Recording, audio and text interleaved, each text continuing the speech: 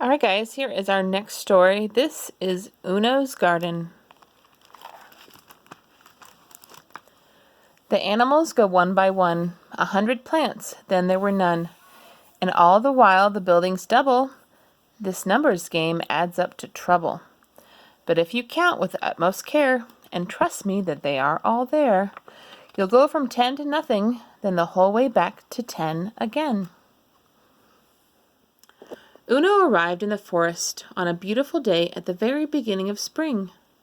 There to welcome him were 10 magnificent Moopaloops and 1 completely ordinary Snortlepig. There he is. We're starting with 10 Moopaloops, 100 plants, no buildings, and 1 Snortlepig. Uno loved the forest so much that he decided to live there.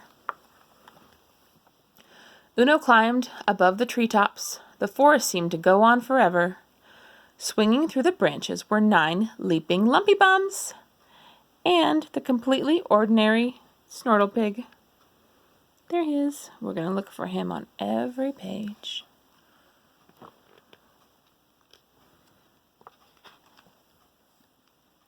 Others followed Uno. They loved the forest too. They built houses and boats, watched by 8 feathered Frinklepods, and the Snortlepig, of course. Uno began work on a little garden.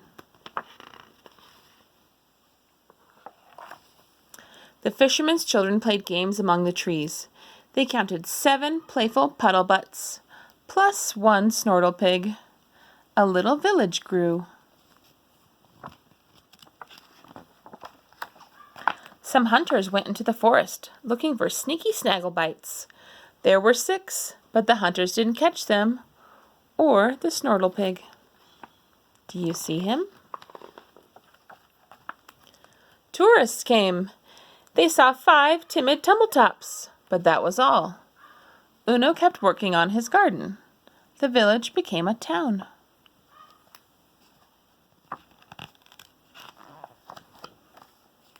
Then the railway was built.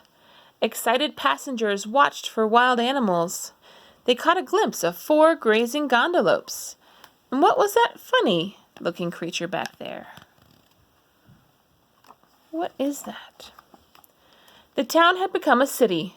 A team of scientists arrived to study the animals. They saw 3 flippered flipperflaps, but that was all they found.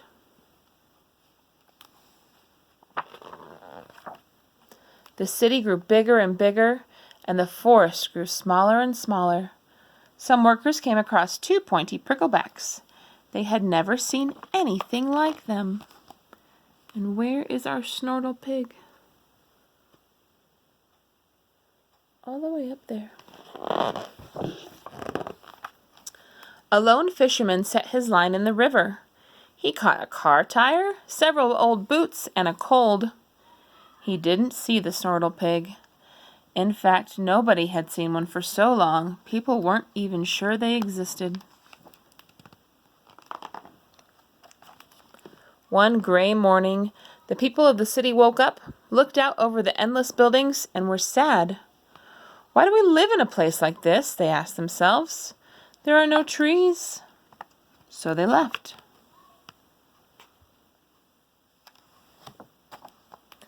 The city was dark and abandoned. Uno opened his door and looked out.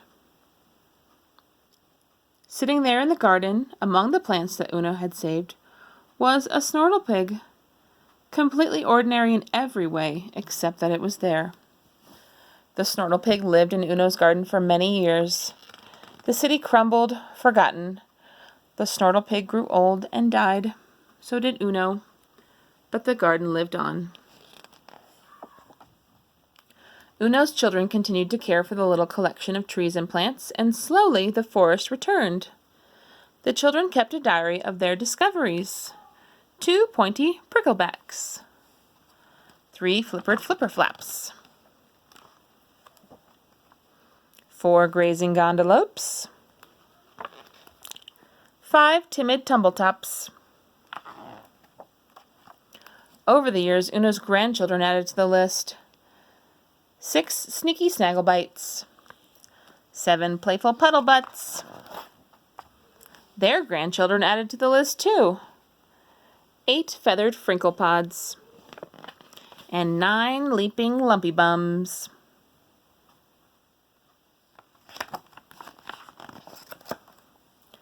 Ten magnificent moopaloops. And on a beautiful day at the very beginning of spring,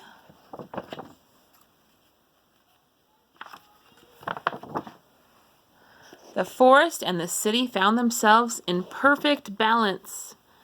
There was 100 animals, 100 plants, and 100 homes, all living together.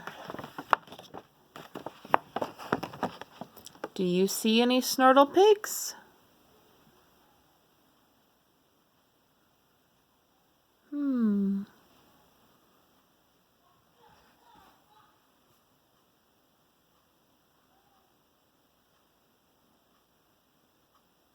I don't see any.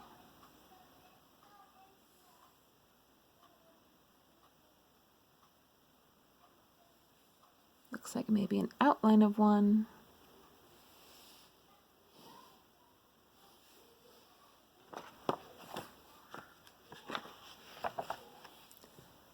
Stories were told of the days when an extraordinary creature had lived in Uno's garden. The children listened with wide eyes, and they never stopped believing that one day they would see a real live snortle pig for themselves.